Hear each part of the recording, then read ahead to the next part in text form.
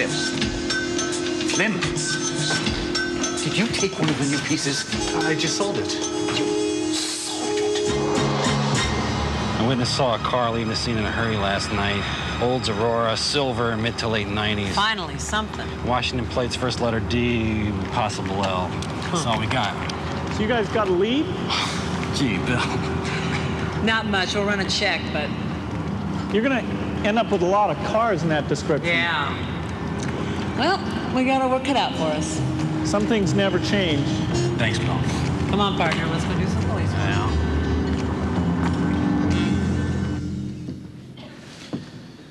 We saw on the wall of the gallery there a very nice display of art.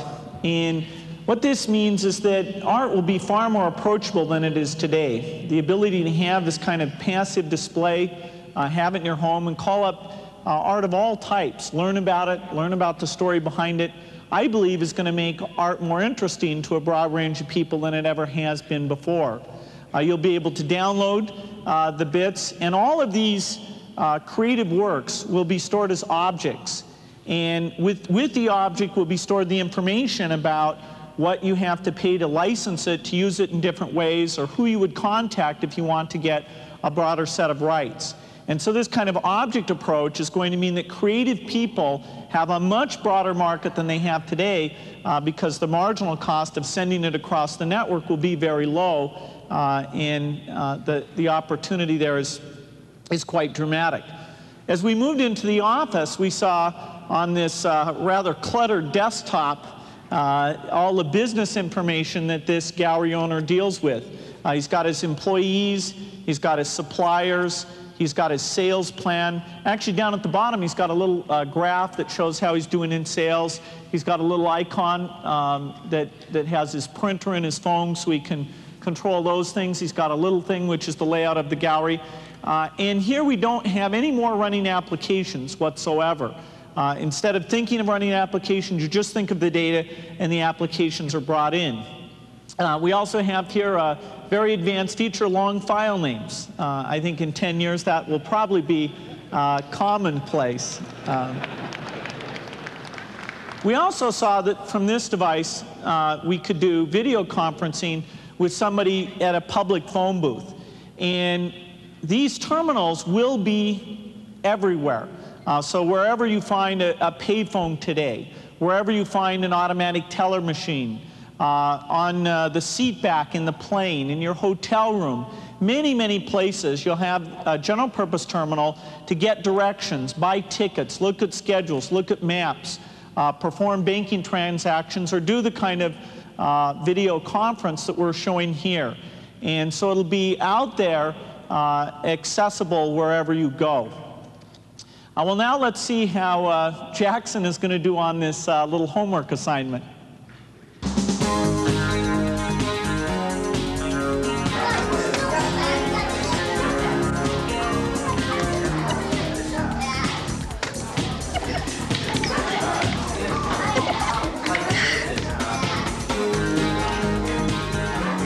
Okay, people, take your seats, settle down. We've got a full day. Settle down now. Lila and Fred, get off the net. No more games. Come on. Thank you. Thank you. Mr. Ballard, I do believe you are first. Jackson.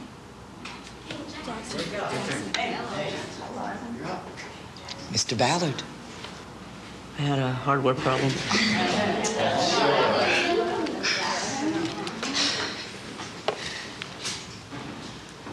Okay, my report is on pre-Columbian art.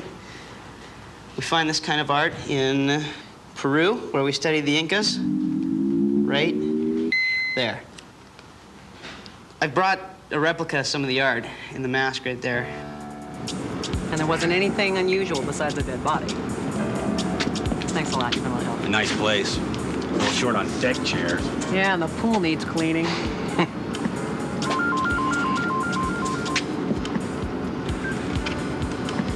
Hey, it's Laz. DEA's a dead end. The FBI came through, though.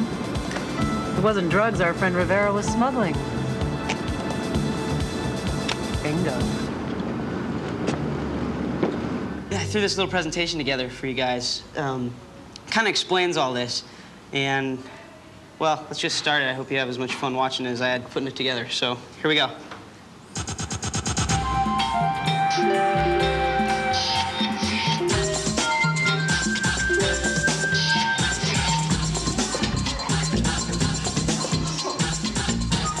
Most of what we know about this culture, we know about them from their art.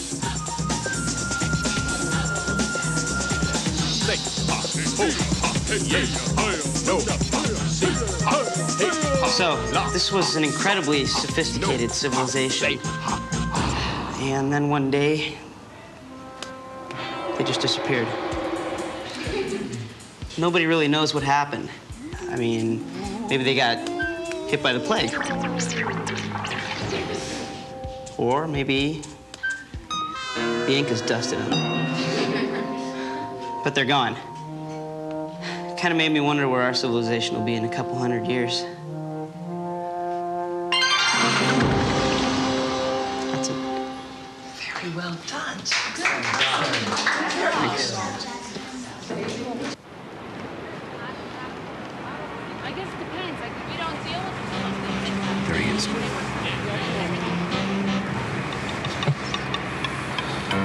Piece of cake. Can we just do this as discreetly as possible?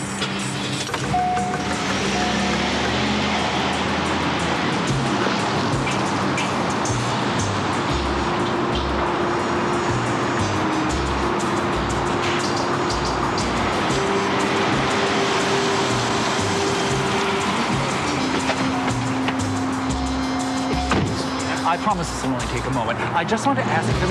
Hey!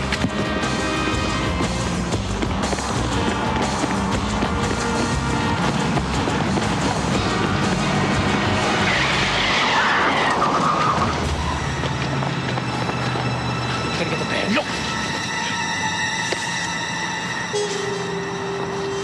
God, do I have to do everything myself? What you got, Daniel? Hey, Dixie. Male pedestrian, 15 to 16, hit by a car. He's unconscious. Pupils look, make that semi-conscious. Champ, keep your arm down. Pupils look okay. I heard some crepitus around the left clavicle. Slight local swelling. Okay, I'll set up a scan on arrival. I need his EMR. Daniel, phone number, please? You think you can tell me your phone number? 238. 1895. Ballard, Virginia Ballard Jackson. Jackson? Jackson? Hey, nice to meet you, Jackson. Daniel, I'll page the mother. Give me an AP view of the shoulder, please. All right. I'll get the orthopedist. This is gonna hurt a little bit, champ. That's it. It's over. That's it. man! That's it. We're done. Where's my mom?